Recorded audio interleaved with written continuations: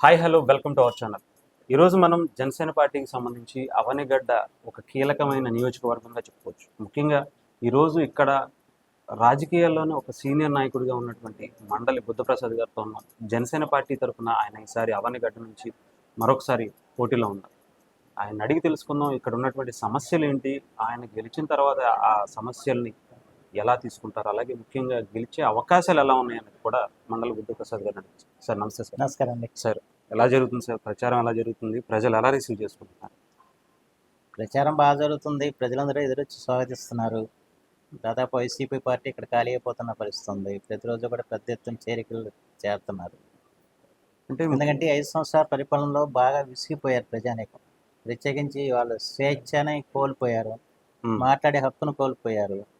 ఒక భయంగా జీవించడం జరిగింది. అంచేత ఇప్పుడే కొంచెం వాళ్ళందరూ కూడా స్వేచ్ఛ వాయువులను పీల్చుకుంటూ తమ అభిప్రాయాలని వాళ్ళ స్వేచ్ఛగా వెలువరిస్తే రోజులు వచ్చాయి ఇవాళ. అంచేత అంటే ఇప్పుడు ప్రజానీకం అందరూ కూడా నోరు తెరుస్తున్నారు, మద్దతు ఇస్తున్నారు. ఇది చాలా సంతోషకరమైన పరిణామం. సార్ ముఖ్యంగా వైసీపీకి సంబంధించిన సింహాద్రి రమేష్ గారు చాలా బలంగా చెప్తున్నారు, ఈసారి గెలిచేది మరొకసారి నేనే ఉంటాను, నేనే గెలుస్తాను అని చెప్పి. ఇంకా ఏమన్నా ఈ 5 ఆయన అంతా భ్రమంలో ఉన్నాడు, కలగంటున్నాడు తప్ప ఆయన ఏం చేశాడని ప్రజలు గెలిపిస్తానికి. అభివృద్ధి ఏం చేయలేదు. ఏ రోడ్డు చూసినా ఏమున్నది గర్వకారణట్టుగా ఉంది. తర్వాత ప్రజలతో ఆయన వ్యవహరించిన తీరు కూడా సరైనది కాదు. ప్రజల మీద ఇటుచుపడ్డ పరిస్థితులు కనపడ్డాయి. పూర్తిగా అసహనంతో వ్యవహరించేవాడు. ప్రత్యేకించి దళిత సర్పంచుల్ని చాలా అవమానపరిచాడు. వాళ్ళందరూ కూడా అవన్నీ ప్రజలందరూ గమనిస్తూ వచ్చారు. అంతేగాని అనేక వాగ్దానాలు చేశాడు, ఏ వాగ్దానం నెరవేర్చలేదు. ఎదురుమండి ఏటుమొక బ్రిడ్జి కడితేనే నేను ఎదురుమండి వస్తానని చెప్పాడు. మళ్ళీ సిగ్గు లేకుండా నేను అక్కడికి వెళ్ళాడు కట్టుకున్నాను. ఇలా అనేకం ఉన్నాయి. అతను చేసే ఆయన గురించి తక్కువ మాట్లాడితే అంత మంచిది. అంటే మీరు ఎదురుమండి బ్రిడ్జ్ అంటున్నారు, అలాగే రోడ్లు కావచ్చు, హంసల దీవిల్లే అదొక పెద్ద టూరిజం ప్లేస్. ఏ రోడ్డు అయినా కూడా ఏమున్నది గర్వకారణం. ఇప్పుడు కోడూరు రోడ్డు చాలా దారుణంగా ఉంది.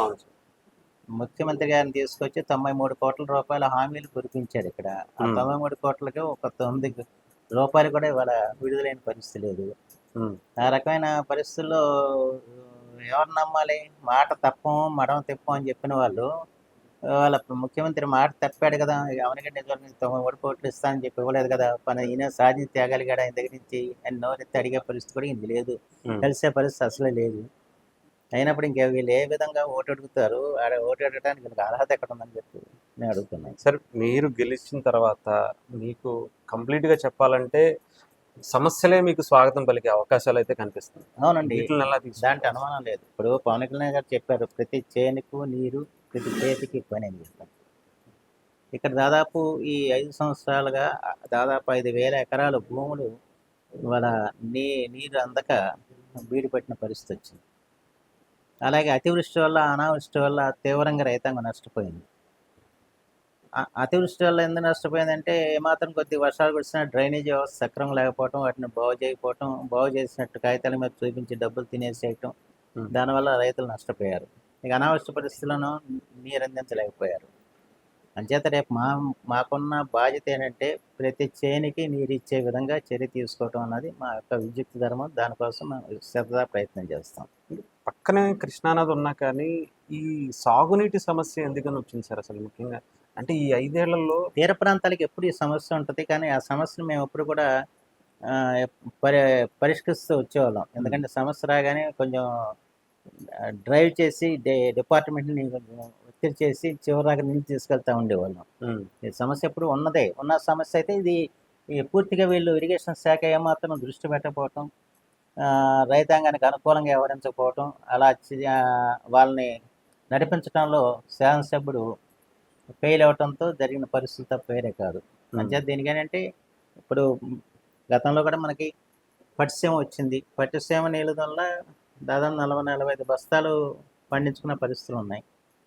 కానీ పట్టిసీమ నీళ్ళు కూడా సక్రమంగా విడుదల చేయలేదు ప్రభుత్వం వచ్చింది సిగ్గుపడి.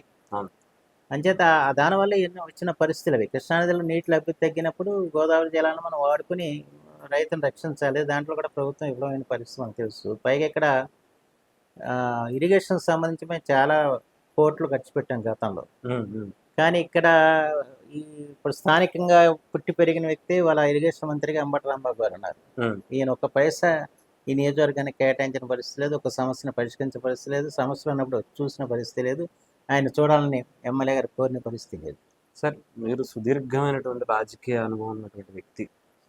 గతంలో చాలామంది ముఖ్యమంత్రులని, మంత్రులని కూడా చూశారు. కానీ ఇలాంటి ముఖ్యమంత్రులు కావచ్చు, ఇలాంటి మంత్రులని, ఇలాంటి ప్రభుత్వాన్ని గతంలో మీరు ఎప్పుడన్నా చూసి ఎరుగున ఇలాంటి ముఖ్యమంత్రిని కానివ్వండి, ఇలాంటి పరిపాలన కానీ ఆంధ్రప్రదేశ్లో వస్తున్న ఏనాడు కూడా ఊహించాల. గతంలో ఎక్కడ బీహార్ గురించి అక్కడ గురించి చెప్పుకుంటూ ఉంటే వినేవాళ్ళం తప్ప ఇంత ఆటవిక పాలన, అరాచక పాలన ఆంధ్రదేశంలో వస్తున్న ఎప్పుడు కూడా ఊహించాల. ప్రత్యేకించి ప్రజాస్వామ్యం ఒక పిశాచస్వామ్యంగా మార్చేశారు ఇక్కడ. ఒక నియంతృత్వం ధోరణితో వ్యవహరించడం తప్ప నిర్మూలన తప్ప నిర్మాణం లేదు. రావటమే అది ప్రజా భవన దాన్ని నిర్మూలన చేయటంతో మొదలైంది. తర్వాత రివర్స్ టెండరింగ్ అని చెప్పేసి అన్ని పనులు ఆపేశారు. మళ్ళీ ఏమో మంజూరైన పనులు కూడా ఆపేశారు. ఎప్పుడూ ఏ ప్రభుత్వం అలా చేయదు అది. ఎందుకంటే ఒక ప్రభుత్వం ఒక నిర్మాణం ప్రారంభించిన తర్వాత ప్రభుత్వాలు దాన్ని పూర్తి చేయడం అనేది ఒక వాళ్ళకు విద్యుత్ ధర్మంగా భావిస్తూ వచ్చారు. కానీ మొట్టమొదటిగా చరిత్రలో మొదలుపెట్టిన పనులన్నీ ఆపిన ఘనత మాత్రం జగన్మోహన్ రెడ్డిది. ఉదాహరణకి వాళ్ళ పోలవరం ప్రాజెక్టే తీసుకోండి. పోలవరాన్ని చంద్రబాబు గారు వారం పోలవరం పేరిట దాదాపు 73% వరకు ఆయన పూర్తి చేసుకుంటూ వచ్చారు. వీళ్ళు 1% కూడా పూర్తి చేసిన పరిస్థితి లేదు. ఇదే కానీ రెండోసారి చంద్రబాబు గారు కానీ ఎన్నికైనంటే వాళ్ళ పోలవరం నీటిని వాళ్ళ రైతాంగం అంతా కూడా వినియోగించుకుని ఉండేది. ఇలా ఏ విషయంలోనే వాళ్ళు దృష్టి పెట్టాల. 3 రాజధానులు చెప్పేసి అమరావతిని చంపేసిన పరిస్థితి వచ్చింది. ఇవాళ ఏ ఆంధ్రదేశానికి రాజధాని ఏదంటే చెప్పుకునే పరిస్థితి వాళ్ళు లేని స్థితి వచ్చింది. ఏమన్నా పరీక్షల్లో పిల్లల్ని అడిగితే ఆంధ్రదేశ రాజధాని అంటే ఎదురు రాయాల్సిన పరిస్థితి వచ్చేసింది. ఆ రకంగా ఇవాళ అన్ని విధాలు కూడా అస్తవ్యస్తం చేశాడు. ఈ అస్తవ్యస్తమే కాదు, అంధకార బంధనం చేశాడు. ఈ అంధకారాన్ని ఇవాళ ఛేదించి మళ్ళీ వెలుగులు నింపాల్సిన బాధ్యత ఇవాళ తెలుగుదేశం, జనసేన, బీజేపీ కూటమి తీసుకుంటుంది. దాన్ని తప్పనిసరిగా ప్రజలు మాకు విజయాన్ని చేకూరుస్తారు. సమస్యలన్నీ కూడా మేము పరిష్కారం చేస్తామని చెప్పి మనం సంక్షేమ పథకాల మీద ఎక్కువ దృష్టి పెట్టి ఆ సంక్షేమ పథకాలతోనే ఇప్పుడు ఓట్ బ్యాంక్ రాజకీయాలు చేస్తుంది వైఎస్ఆర్సీపీ. ఇప్పుడు ఆ సంక్షేమాన్ని కాదని మీకు ఓటు వేయాలి అంటే మీరు అదే తరహాలో సంక్షేమాన్ని చూపించగలగాలి. దాంతోపాటు చంద్రబాబు గారి బ్రాండ్ ఏదైతే అభివృద్ధి ఉంటుందో అది కూడా చూపించగలగాలి. ఇప్పుడు సంక్షేమ పథకాలు ఉన్నాయి. జగన్మోహన్ రెడ్డి ప్రవేశపెట్టాల అంత పూర్వం నుంచి మా భారతదేశం స్వాతంత్రం వచ్చింటే ఏదో రకం సంక్షేమ పథకాలు పెట్టారు. దాన్ని ఇందిరాగాంధీ గారు మరింత ముందుకు తీసుకెళ్లారు. ఆమె ఈ రకం బట్టలు నొక్కల. ఇవాళ పేదవాళ్ళకి ఉపయోగపడే విధంగా వాళ్ళందరికీ భూ సంస్కరణలు పెట్టి భూములు పంచిపెట్టింది, ఇళ్ల స్థలాలు పంచిపెట్టింది. అవేంటంటే శాశ్వతమైన వాళ్ళ జీవనానికి ఇది తప్ప ఏదో 10,000 15,000 వేసి బట్టలు నొక్కామని చెప్పని చేయలే ఆ రోజుల్లో. ఆయన ఇందిరాగాంధీ గారు ఓడిపోయింది కదా. ఆ తర్వాత ఎన్టీ రామారావు ఇచ్చారు. ఆయన 2 రూపాయలు కిలో బియ్యం పెట్టారు. అది పెద్ద విప్లవాత్మకమైన మార్పుగా ప్రజలందరూ భావించారు. ఇవాళ కూడా 2 రూపాయల కిలో బియ్యాన్ని తీసే పరిస్థితి లేదు కదా. అట్లా రాజశేఖర్ గారు వచ్చిన తర్వాత ఫీజు రియంబర్స్మెంట్ కానీ ఆరోగ్యశ్రీ కానీ పెట్టారు. అంచేత ఏ సంక్షేమ పథకాలు ఏ ప్రభుత్వం పెట్టినా వాటిని కొనసాగిస్తారు తప్ప దాన్ని ఇంకా పెంపుదల చేస్తారు తప్ప ఎవరు తీసేసే పరిస్థితి లేదు. అలాగే వాళ్ళు జగన్మోహన్ రెడ్డి గారు పెట్టిన సంక్షేమ పథకాలను మరింతగా పెంచే ప్రయత్నం చేస్తుంది. కానీ కూటమి ప్రభుత్వం వాటిని తీసేస్తామని ఎక్కడ చెప్పలేదు కదా. ఇప్పుడు పెన్షన్ ఉంది. పెన్షన్ 200 రూపాయల పెన్షన్ని 2,000 రూపాయలు చేసింది ఎవరు? చంద్రబాబు నాయుడు గారు. ఆయన గెలిస్తే 3,000 చేస్తానని చెప్పాడు. ఈయన కూడా 3,000 చేస్తానని చెప్పి తపాలుగా చేశాడు. ఇప్పుడు మళ్ళీ చంద్రబాబు గారు ఏం చెబుతున్నారు? 4,000 రూపాయలు చేసి రాగానే మొదటి సంతకం పెట్టి మీకు వెంటనే ఇస్తాము అని చెప్పని చంద్రబాబు గారు చెప్పడం జరుగుతుంది. అంచేత సంక్షేమ పథకాలు తీసివేస్తారన్న ప్రచారం అవాస్తవమైంది. దాన్ని మరింతగా పెంచే ప్రయత్నం జరుగుతుంది. సరే, ముఖ్యంగా ఈసారి గెలుపు ఈజీ అనుకుని ఏమన్నా కూల్గా ఉన్నారా, లేదంటే కొంత టఫ్ ఏమన్నా వచ్చే అవకాశం ఉందా? నేను ఎరుగున్నంతలో రాజకీయ అనేక ఎన్నికలు నేను పోటీ చేశా, కానీ ఎంత ప్రశాంతంగా ఎన్నికల్ని ఇదే ఇప్పుడు చూసి. ఎందుకంటే ప్రజలందరూ కూడా మొగ్గారు. ప్రజలందరూ కూడా ఇక ఎట్టి పరిస్థితుల్లో కూడా గెలిపించాలని చెప్పిన దృక్పథంలోకి వచ్చేసరి మెజార్టీ ఏంటన్నది లెక్క తప్ప గెలుపు గురించి మాకేమీ ఇది లేదు. మీరు ఎంక్వైరీ చేసుకున్నా తెలుస్తుంది. మెజార్టీ ఎంత వస్తున్నది అది సమస్య తప్ప. దాదాపు వైసీపీ పార్టీ ఖాళీ అయిపోతుందండి. జగన్మోహన్ రెడ్డి గారు అధికారాన్ని వదులుకోవడానికి అంత ఈజీగా అయితే ఆయన కనిపించడం లేదు. ఆయన దెబ్బలు తినడానికో దెబ్బలు కొట్టడానికో రెడీగా ఉన్నారు. మరి ఈ టైంలో మీరు ఏమాత్రం అలసత్వం చేసినా ఆయన కాదండి, అలసత్వం చేసే పరిస్థితి లేదు. కానీ ప్రజలు ఒక నిర్ణయానికి వచ్చిన తర్వాత ఎవరు మార్చలేదు. ఎన్ని జిమ్మిక్కులను చేయనివ్వండి, ఎన్ని కుట్రలన్న పనులండి, ఎన్ని అరాచకాలను చేయనివ్వండి, ఎంత డబ్బైనా కుమ్మరించండి, కానీ గెలుపు మాత్రం అది జరిగే పరిస్థితి లేదు. వైసీపీ పార్టీకి మళ్ళీ అధికారంలోకి వస్తున్నది. కల్లో కూడా ఊహించాల్సిన అవసరం కాదు. ఎవరిని చాలా మంది భయపడుతున్నారు మళ్ళీ ఇంకోసారి వస్తుందేమో అని చెప్పి. అదే ఆ భయం ఉంది కదా, వస్తే ఇప్పుడు భూ యాజమాన్య చట్టం తీసుకొచ్చారు. అవును సార్. అది చాలా ప్రమాదకరమైన చట్టం. ఉమ్, ఇవన్నీ కంటే ప్రజలు గమనిస్తున్నారు గారు, వదిన మళ్ళీ అధికారంలోకి వస్తే ఉన్న ఆస్తులు కూడా పోతే కొత్త మనం సంపాదించుకోకపోయినా అని చెప్పిన దాంట్లో ఉన్నారు. ఉమ్, అంచేత ఈ 5 సంవత్సరాల్లోనూ ఎక్కడ ఉపాధి కల్పించిన పరిస్థితి లేదు, ఉద్యోగ అవకాశాలు కల్పించిన పరిస్థితి లేదు, పరిశ్రమ తెచ్చిన పరిస్థితి లేదు, వ్యవసాయాన్ని బతికించిన పరిస్థితి లేదు. ఇవన్నీ ప్రజలు గమనించి ఎవరో వాళ్ళకి ఓటేస్తారని అనుకోవటం పెద్ద పొరపాటు. అయితే ఇండిపెండెంట్ నిలబడ్డా వాడు నేను గెలుస్తాను అనుకుని నిలబడతాడు. అవును అట్లాగే జగన్మోహన్ రెడ్డి కూడా మనం మళ్ళీ అధికారం మంది అనుకున్నాడు, కానీ అది జరిగే పని కాదు. Right sir. ఇకపోతే జనసేనలో రీసెంట్గా జాయిన్ అయ్యారు. జనసేనతో సత్సంబంధాలు బాగున్నాయి, కానీ ఎలా క్యాడర్ రిసీవ్ చేసుకున్నారు సార్ వాళ్ళతో? జనసేనలో ఒకటి జన సైనికులు అన్న వాళ్ళందరూ కూడా పవన్ కళ్యాణ్ గారి మాట శిరోధార్యం, ఉమ్, ఉమ్, ఉమ్, అదే ఆయనకు వేద వాక్కు. అవును సార్. ఇంకే వాళ్ళ రెండో ఆలోచన ఉండదు. వాళ్ళందరూ కూడా ఎవరో ఏదో ఆశించి ఉమ్, రాజకీయంలోకి వచ్చిన యువకులు కాదు వాళ్ళందరూ, సైనికులు. వాళ్ళు ఏంటి పవన్ కళ్యాణ్ గారిని ఏదైనా రాజకీయంగా ఉన్నతిగా చూడాలని చెప్పిన ఒక ఆలోచనతో వచ్చిన వాళ్ళు, ఆయన యొక్క ఆలోచనలో నడవాలని చెప్పి అనుకున్న వాళ్ళు. అంచేత జన సైనికులు ఎక్కడ సమస్య రాదు. ఉమ్, ఎటుపోయి ఏదైనా ఈ టికెట్లు ఆశించిన వాళ్ళు కొంత అసలు వాళ్ళందరూ కలిసిపోతారు, అంతకంటే వేరే వేరే ఆ అసంతృప్తులు ఏమి ఏం ఇప్పుడు ఏం లేవా సార్? ఏం ఉండవు. ఇక్కడ కేడర్ మీద మాత్రం ఏ ప్రభావం ఉండదు, ప్రభావం. ఎవరు ఉండదు. కేడర్ మీద ఇంత గట్టి కేడర్ నేను ఎక్కడ చూడలే అసలు. ఉమ్, ఉమ్. అంటే గతంలోనే కేడర్ని ఇంకొకరు ఎవరు ప్రభావితం చేసే పరిస్థితి లేదు. పవన్ కళ్యాణ్ గారు ప్రభావితం తప్ప మరొకరు ప్రభావితం చేసే పరిస్థితి లేదు. సరే. నేను ప్రభావితం చేయలేను వాళ్ళని. ఓకే. ఎందుకంటే ఆయన గురించి ఇవాళ జనసేనలోకి వచ్చిన వాళ్ళు తప్ప అవును సార్. నన్ను చూసో లేదా ఇంకొకరిని చూసో వచ్చిన వాళ్ళు కాదు. అంచేత మా ప్రభావం ఏదో వాళ్ళ మీద ఉంటే అనుకుంటే పొరపాటు. ఉండేది ఒకటే, జనసేన మీద ఉన్న ప్రభావం, పవన్ కళ్యాణ్ గారి ప్రభావం తప్ప మరొక ప్రభావం ఉండదు. సార్, కళ్యాణ్ గారు జాయిన్ అయినప్పుడు మీకు అంటే చాలా రాజకీయంగా చాలా అనుభవం ఉన్న వ్యక్తి మీరు. మంత్రిగా చేశారు, ఎమ్మెల్యేగా చేశారు, ఇవన్నీ చేసినప్పుడు ఏం చెప్పారు సార్ కళ్యాణ్ గారిలో మీకు బాగా నచ్చిన అంశం ఏంటి? అంటే కళ్యాణ్ గారి ఆలోచనలు నా ఆలోచనలు ఎప్పుడు కూడా ఒకటిగానే ఉంటాయి. ఎందుకంటే ఆయనేమో పదవుల గురించి ఆలోచించి రాజకీయంలోకి వచ్చిన వ్యక్తి కాదు, సమాజంలో మార్పు రావాలని చెప్పని వచ్చిన మనిషి. నా ఆలోచనలు కూడా కేవలం ఓట్ల కోసం రాజకీయం చేయటం అన్నది నా చేతకాని విషయం. అది సమాజంలో మనం మార్పు తేవాలి, సమాజాన్ని మనం అభివృద్ధి చేయాలి. ఆ దృక్కోణం తప్ప వేరే ఒకటి ఉండదు. ఆయన దృక్కోణం కూడా అదే. అందుకని ఇవాళ ఒక రాష్ట్రంలో ఒక అరాచక పాలన ఉంది, ఆ పాలన అంతమొందించడమే ప్రధాన కర్తవ్యంగా భావించాడు తప్ప అంతమొందించిన తర్వాత మనకేం అధికారం వస్తుంది అన్నది ఆలోచించిన వ్యక్తి కాదు. దాని గురించి అంత త్యాగమైన జీవితం మనకి చాలా అరుదు కనపడుతుంది. అంచేత ఆయన యొక్క ఆలోచనలు ఎప్పుడు కూడా నాకు చాలా విషయాల్లో ఆయన ఆలోచనలు అర్థం చేసుకోలేకపోతున్నారు కింద జన సైనికులు కానివ్వండి, ఇతరులు కానివ్వండి. ఆయన ఎప్పుడు సమాజంలో ఒక మార్పు రావాలి అన్న ఒక కాంక్ష ఉన్న వ్యక్తి, ఏదో చేయాలని చెప్పన్న తహతహం ఉన్న వ్యక్తి. అంచేత ఆయన నాయకత్వంలో ఇవాళ నడవటం నాకు కూడా ఆనందదాయకం. సార్, ముఖ్యంగా ఆయన్ని ఓడించడానికి పిఠాపురంలో కూడా భారీ ఎత్తున అక్కడ ఉన్నటువంటి నాయకులందరినీ తీసుకొచ్చారు. ముద్రగడ లాంటి వ్యక్తుల్ని ఇన్ఛార్జీలుగా చేశారు. అంటే ఒక సామాజిక వర్గానికి సంబంధించిన వ్యక్తినే ఓడించడానికి ఎందుకని సార్ వైసీపీ ఇంత తహతహలాడుతున్నారు? వైసీపీ వాళ్ళ వర్గ వైషమ్యాలను పెంచే, ప్రాంతీయ విభేదాలను పెంచే ఒక దుర్మార్గం మనస్తత్వం.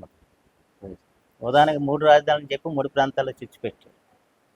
అట్లాగే ఏ కులం వారిని ఆ కులం వారితో తిట్టించడం, ఆ కులం వాడితేనే వాళ్ళ మీద బురద జడించడం, వాళ్ళని ఓడించాలని చెప్పి ప్రయత్నం చేయటం అన్నది రాజకీయాల్లో ఎప్పుడు చూడలే మనం. అది జగన్మోహన్ రెడ్డి పెట్టిన కొత్త ఒరవడిది. అయితే పిఠాపురంలో ఎవరు ఎన్ని చేసినా, ఎన్ని కోటాను కోట్లు గుమ్మరించినా, పవన్ కళ్యాణ్ అప్రతిహాతమైన విజయం, అత్యధికమైన మెజార్టీ ఆయన సాధించి గెలుస్తాడు, దాంట్లో ఎటువంటి సందేహం లేదు. అక్కడ ఎవరి పన్నాగాలు కూడా ఫలించేవి కాదు. వీళ్ళు ఎంత పన్నాగాలు పడితే ప్రజలు అంత తిరగబడి పనిచేస్తారు. సార్, ఇప్పుడు రాజకీయాలు చూస్తే మనం ఇప్పుడు మీరు అన్నట్టుగా ఒక కొత్త ఒరవడిని తీసుకొచ్చినటువంటి జగన్మోహన్ రెడ్డి గారు తిడితేనే ఇది, లేదంటే తిడితేనే రాజకీయం అన్నట్టుగా, తిడితేనే నాయకుడు అన్నట్టుగా చేశారు.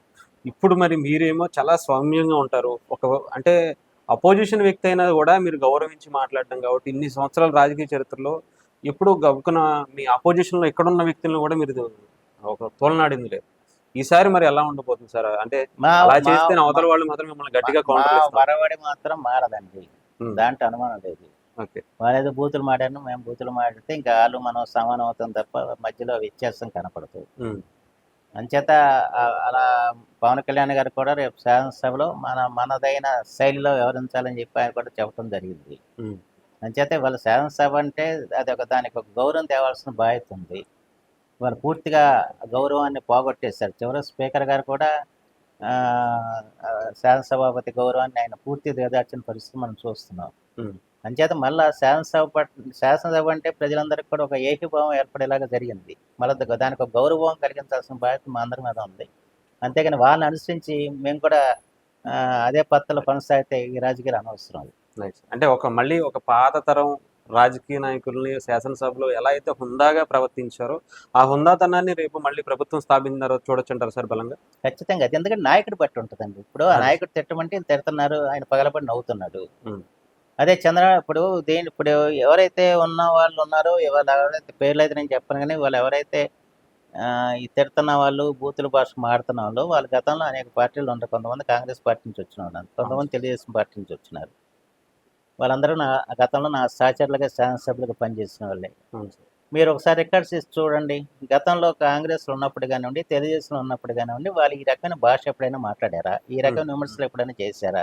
ఒకసారి చూడండి. అంటే ఇది ఎక్కడ నాయకుడిని బట్టి ఉంటుంది. ఓకే. ఇక్కడ చంద్రబాబు నాయుడు గారు అలాంటి వాటిని ప్రోత్సహించేవాడు కాదు, అందుకని అక్కడ మర్యాదగానే మాట్లాడేవాళ్ళు. అలాగే రాజశేఖర రెడ్డి గారు వగైరా కూడా దాన్ని ఒప్పుకునేవాళ్ళు కాదు. కాంగ్రెస్లో ఉన్నప్పుడు ఏ ఏ ముఖ్యమంత్రిని ఒప్పుకోవాలి. అంచేత అక్కడ మర్యాదగానే మాట్లాడేవాళ్ళు. కానీ ఈ రకంగా అనాగరికమైన భాషను ఉపయోగిస్తానంటే దాని కారకుడు జగన్మోహన్ రెడ్డి గారు తప్ప వేరే ఒకటి కాదు, ఆయన నాయకత్వం తప్ప వేరే కాదు. అంటే ఆయన వల్లే ప్రోత్సహిస్తాడు దాంట్లో. ఇప్పుడు ఆయన ఏమంటున్నాడు, చాలా మంది వాళ్ళు బయటకు వచ్చిన వాళ్ళు ఏమంటున్నారు, మీరు చంద్రబాబు నాయుడు తిట్టండి, పవన్ కళ్యాణ్ తిట్టండి అని అన్ని, తిట్టకపోతే మీరు మా పార్టీలో ఉండటానికి అర్హులు కాదని చెప్పండి పంపించేశాడు అందరినీ. తిట్టిన వాళ్ళగా మంత్రి పదవులు ఇచ్చాడుగా, తిట్టిన వాళ్ళకి ఇవ్వలేదు, తిట్టిన వాళ్ళు మంత్రి పదవులు ఇచ్చాడు. పైగా చంద్రబాబు గారు ఇంటి మీద దాడి చేసిన వాళ్ళకి కూడా మంత్రి పదవులు ఇచ్చాడు. అంటే ఆయన ఏ సంకేతం ఇస్తున్నాడు ఒకసారి ఆలోచించండి ప్రజలకి. సార్ ఇక్కడ ఇంకా బాలశౌరి గారి ఇంపాక్ట్ ఎలా ఉంది? ఆయన నాయకత్వం ఈసారి ఎలా రాబోతుంది? బాలశౌరి గారు బ్రహ్మాండమైన మెజార్టీతో గెలుస్తా అండి. ఎందుకంటే ఆయన అభివృద్ధి కాముకుడు. ఆయన్ని పూర్తిగా ఈ పార్టీ వైసీపీ పార్టీ కానీ ఇక్కడ స్థానిక శాసనసభ్యుడు కానీ ఉపయోగించుకోలేదు. కానీ ఉపయోగించుకుంటే కేంద్రం నుంచి చాలా తేగల సామర్థ్యం ఉన్న వ్యక్తి. అంచేత గతంలో మీ ఇద్దరం కూడా కాంగ్రెస్లో కలిసి పనిచేశాను, ఎంపీగా నేను ఎమ్మెల్యేగా. అంచేత ఇప్పుడు బాలశౌరి గారు రావటం నాకు చాలా బలాన్ని ఇచ్చింది. 1000 ఏనుగుల బలంతో భవిష్యత్తులో ఈ నియోజకవర్గ అభివృద్ధిలో ఇద్దరం కలిసి కూడా చాలా కార్యక్రమాలు చేయడానికి ఆస్కారం ఉంటుంది. అలాగే ప్రజలు కూడా అదే భావంతో ఉన్నారు. అంచేత ఆయన విజయం తథ్యం. ఆ తర్వాత మీ ఇద్దరం కలిసి మళ్ళీ అమనగడ్డ నియోజకవర్గాన్ని అభివృద్ధి పథకం నడిపిస్తాం. అంటే మళ్ళీ పూర్వ వైభవాన్ని ఏదైతే అంశలదీవి కావచ్చు ఇవన్నీ కూడా అవనగడ్డలో చూసే అవకాశం కల్పిస్తారు. అన్ని అంశాలు జరుగుతాయి, అన్ని రంగాల్లోనూ అభివృద్ధి చేస్తాం. Right sir, thank you so much sir, thank you.